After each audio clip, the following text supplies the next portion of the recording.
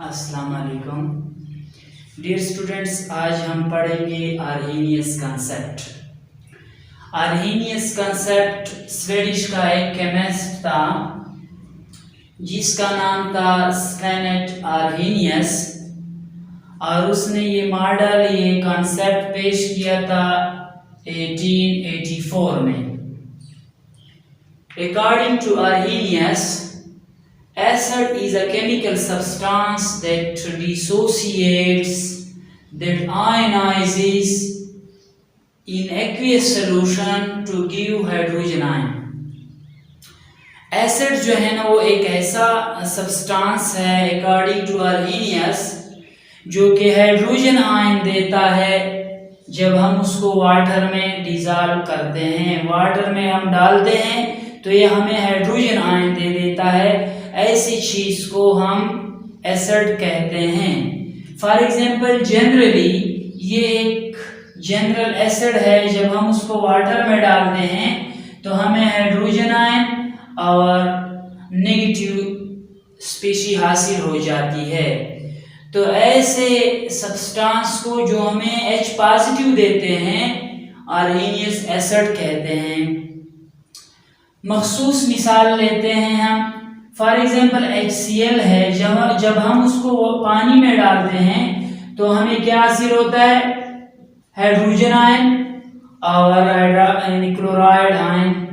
तो जब हमें हाइड्रोजन आयन मिल गया इसका मतलब है कि ये HCl एसिड है। डियर स्टूडेंट्स, इस तरह अगर हम सल्फ्यूरिक एसिड पानी में डाल दें तो फिर हमें क्या हासिल होता है? हाइड्रोजन आयन और सल्फेट आयन। देखो, जब हाइड्रोजन आयन हमें हासिल हो जाता है तो फिर हम ऐसे सब्सटेंस को एसिड कहते हैं according to Arrhenius. Dear student, इस तरह आर्हेनियस बेस है।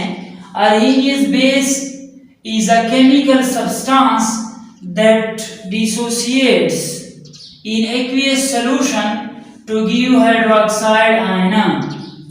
एसिड हमें हाइड्रोजन आयन दे रहा था जबकि बेस हमें हाइड्रोक्सिल आयन देता है। ऐसा सब्सटेंस जो हमें पानी में हाइड्रोक्सिल आयन देता है उसे हम क्या कहते हैं? आर्हेनियस बेस कहते हैं। मिसाल के तौर पर ये एक है जनरल आर्हेनियस बेस है, उसको हमने पानी में डाला जिसकी वजह से हमें हाइड्रोक्सिल आयन और एक पॉजिटिव आयन हासिल हो गई। तो कोई भी ऐसी चीज जो पानी में हमें हाइड्रोक्सिल आयन दे उसे हम आर्हेनियस बेस कहेंगे। मिसाल के तौर पर ये NaOH हैं, अगर हम उसको पानी में डालेंगे तो फिर हमें क्या हासिल होगा? Na positive plus hydroxyl ion. तो जब हमें हाइड्रोक्सिल आयन हासिल हो गई तो हम उसे आसानी से बेस कह सकते हैं। सेम अगर हम पोटाशियम हाइड्रोक्साइड पानी में डालते हैं तो हमें क्या हासिल होती है? Potassium ion plus hydroxyl ion. Hydroxyl ion जब हमें हासिल होती है पानी में डालने के दौरान तो फिर हम उसे क्या कहते हैं? बेस कहते हैं, आर्हेनियस बेस कहते हैं। ये कंसेप्ट काफी हद तक मकबूल हुई, सही साबित हुई, लेकिन उनमें कुछ कमियां और खामियां भी पाई गई जिसे हम लिमिटेशंस कहते हैं। तो ये आर्हेनियस कंसेप्ट की दो लिमिटेशन, इन दो बड़े नाकामियां या खामियां समझे वो मंदरजा झेल हैं।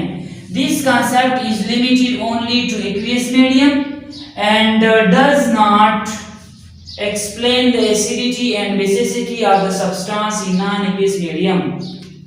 एक बड़ी खामी उसमें यह थी कि उन्होंने मीडियम एक्वियस शर्त किया था कि जब हम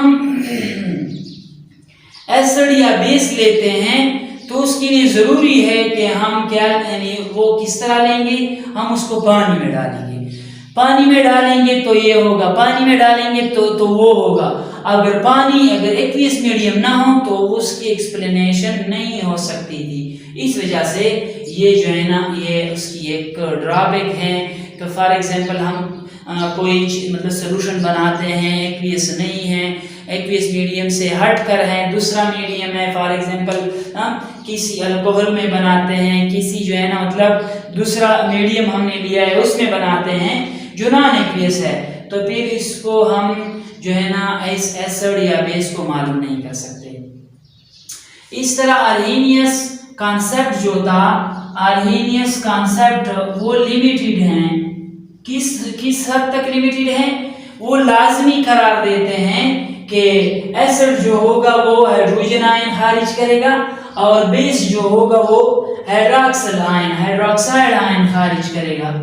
देखें, हाइड्रोजन आयन और हाइड्रोक्साइड आयन तक वो लिमिटेड था, यानी एसिड होने के लिए H पॉजिटिव देना लाजमी करार दिया।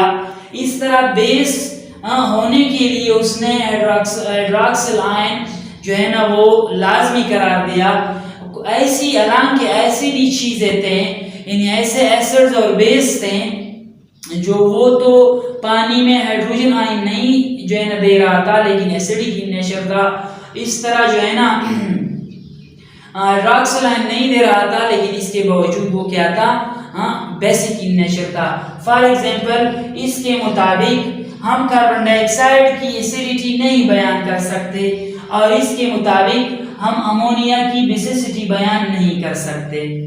तो इन बातों की वजह से अर्हेनियस कॉन्सेप्ट जो है ना वो लिमिटेड हो गई और हम जो है ना सब पर ये वो लागू नहीं कर सकते थे। फिर इसको कुछ हद तक जो है ना मज़ीद एक्सप्लेन करने के लिए क्या ब्रोंस्टीड एंड लोरी आ गया, लोरी एंड ब्रोंस्टीड या Bronsted and Lowry concept, Bronsted and Lowry concept.